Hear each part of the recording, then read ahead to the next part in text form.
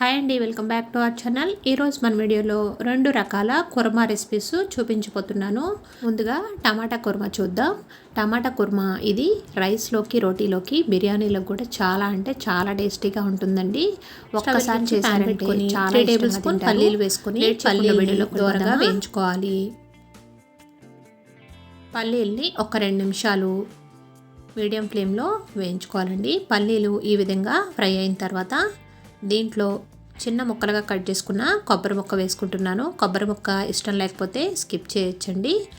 చెక్క, లవంగాలు, ఇలాచీ వేసుకొని 1 టేబుల్ స్పూన్ జీలకర్ర వేసుకొని వీటిని కూడా 1 నిమిషం పాటు వేయించుకోవాలి.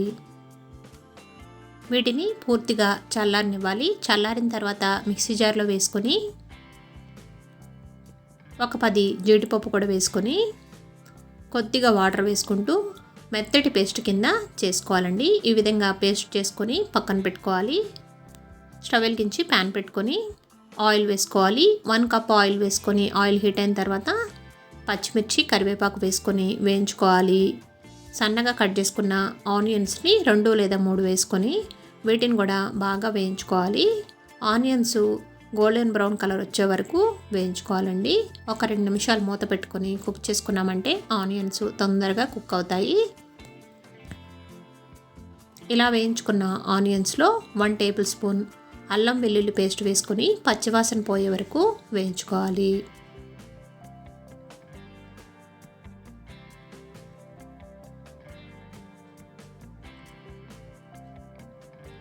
ఇప్పుడు టమాటాలని ఇలా పెద్ద ముక్కల కింద కట్ చేసుకుని వేసుకుంటున్నాను. ఒక 7-8 టమాటాలు వేసుకున్నానండి.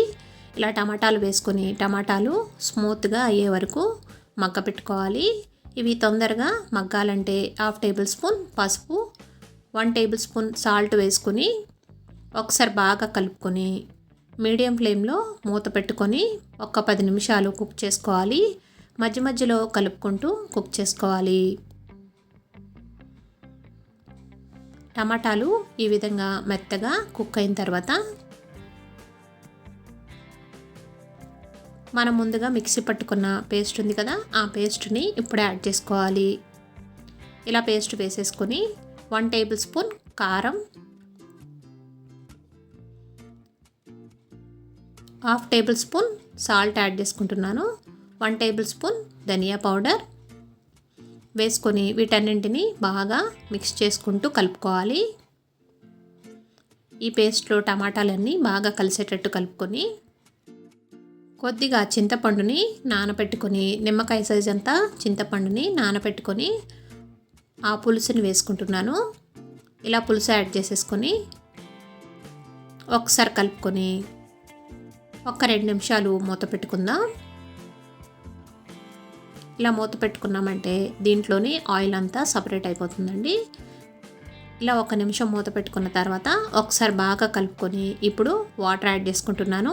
1 కప్పు వాటర్ వేసుకొని మరొకసారి కలుపుకొని కారం, ఉప్పు అనేది సరిపోయిందో లేదో చెక్ చేసుకోవచ్చండి. చెక్ చేసుకొని ఒక 5 నిమిషాలు మీడియం ఫ్లేమ్లో కుక్ చేసుకోవాలి. మధ్య మధ్యలో కలుపుకుంటూ ఉండాలి. మనం పెట్టే ప్యాన్ అనేది ఇది కుండ కాబట్టి ఊరికనే అడగంటుతుందండి. అందుకని మధ్య మధ్యలో చెక్ చేసుకుంటూ ఈ విధంగా కలుపుకొని చివరిలో కొంచెం కొత్తిమీర యాడ్ చేసుకొని స్టవ్ ఆఫ్ చేసేసుకోవడమే. కమ్మగా ఉండే టమాటా కుర్మా రెడీ అయిపోయిందండి. ఇది ఫంక్షన్స్లో చేస్తారు కదా బిర్యానీలోకి, అటువంటి టమాటా కుర్మా ఇంట్లోనే ఇలా ఒకసారి చేశారంటే చాలా అంటే చాలా టేస్టీగా ఉంటుంది. ఇది రైస్లో కూడా చాలా బాగుంటుందండి. మరొక రెసిపీ వచ్చేసి దొండకాయ కుర్మా. దొండకాయ అంటే ఇష్టపడిన వారు కూడా ఈ దొండకాయ కుర్మా చేసి పెట్టారంటే చాలా ఇష్టంగా తింటారు. ఈ దొండకాయ మసాలా కర్రీ ఎలా చేసుకోవాలో వీడియోలోకి వెళ్ళిపోదామా. ముందుగా దీనికోసం స్టవ్ వెలిగించి ప్యాన్ పెట్టుకొని 2 టేబుల్ స్పూన్ పల్లీలు వేసుకొని పల్లీల్ని ఒక 2 నిమిషాలు వేయించుకోవాలి.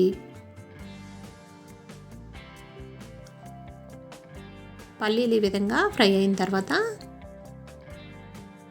కొబ్బరి ముక్కలు వేసుకుంటున్నాను. కొబ్బరి ముక్కలు కూడా వేయించుకోవాలండి. 1 టేబుల్ స్పూన్ ధనియాలు, 1 టేబుల్ స్పూన్ గసగసాలు,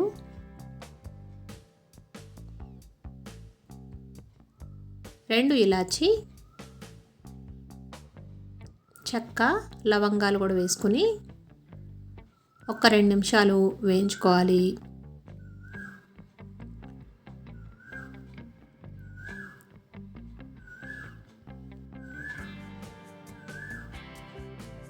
ఇలా వేయించుకున్న తర్వాత వీటిని స్టవ్ ఆఫ్ చేసేసుకొని పూర్తిగా చల్లారనివ్వాలి.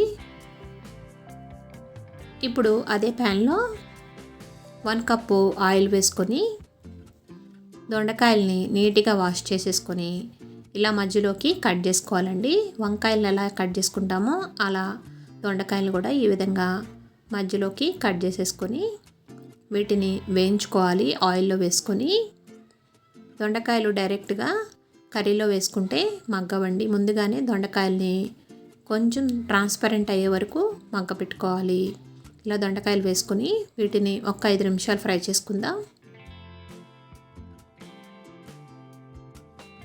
మూత పెట్టుకొని మధ్య మధ్యలో కలుపుకుంటూ ఫ్రై చేసుకోవాలి. దొండకాయలు మగ్గేలోగా మనం ముందుగా ఫ్రై చేసుకున్న పల్లీల్ని మిక్సీ జార్లో వేసుకుంటున్నాను. ఇలా మిక్సీ జార్లో వేసేసుకొని ఒక 4-5 జీడిపప్పు,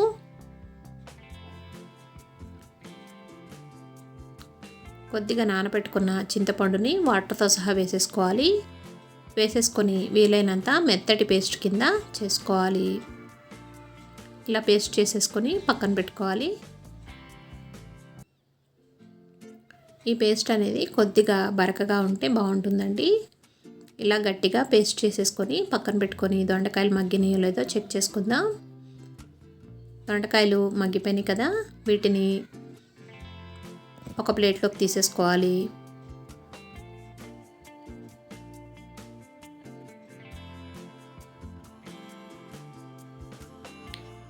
దొండకాయలు తీసేసుకొని ఇప్పుడు 1 టేబుల్ స్పూన్ జీలకర్ర, పచ్చిమిర్చి,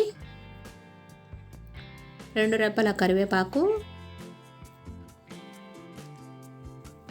వేసుకొని ఒక 2 నిమిషాలు ఫ్రై చేసుకుందాం.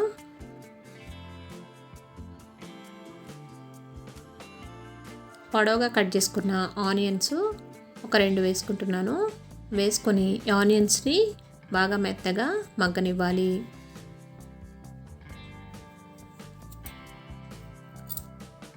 ఆనియన్స్ ఈ విధంగా మగ్గిన తర్వాత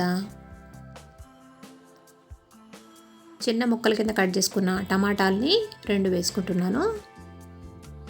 ఇలా టమాటా ముక్కలు వేసుకొని టమాటాలను కూడా మెత్తగా మగ్గనివ్వాలండి.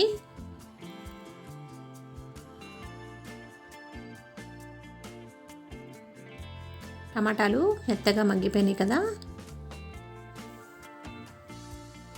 ఇప్పుడు 1 టేబుల్ స్పూన్ అల్లం వెల్లుల్లి పేస్ట్ యాడ్ చేసుకోవాలి.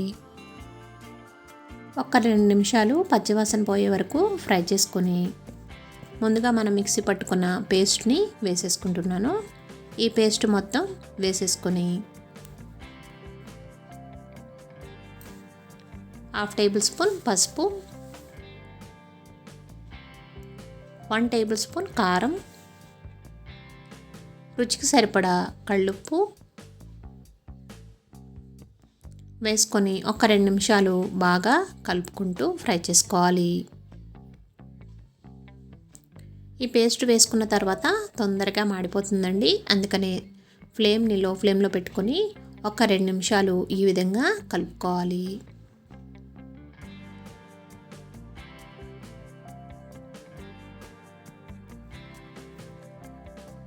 ఇప్పుడు దొండకాయల్ని వేసేసుకొని 2 కప్పుల వాటర్ని వేసుకుంటున్నాను. ఇలా వాటర్ యాడ్ చేసేసుకొని ఒకసారి బాగా కలుపుకోవాలి.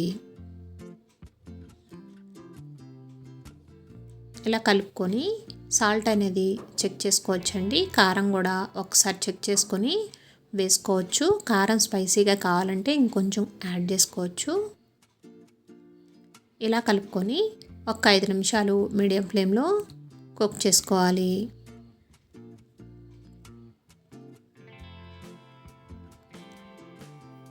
దొండకాయ మసాలా కర్రీ రెడీ అయిపోయింది. స్టవ్ ఆఫ్ చేసేసుకుందాం. గ్రేవీ చిక్కగా ఉన్నప్పుడే స్టవ్ ఆఫ్ చేసేసుకోవాలండి. కొంచెం వాటర్గా ఉంటే మరో 2 నిమిషాలు కుక్ చేసుకోవచ్చు. ఎంతో టేస్టీగా ఉండే కమ్మని దొండకాయ మసాలా కర్రీ రెడీ అయిపోయింది. ఇది రైస్లోకి, బిర్యానీలోకి చాలా అంటే చాలా బాగుంటుంది. చపాతీలో కూడా.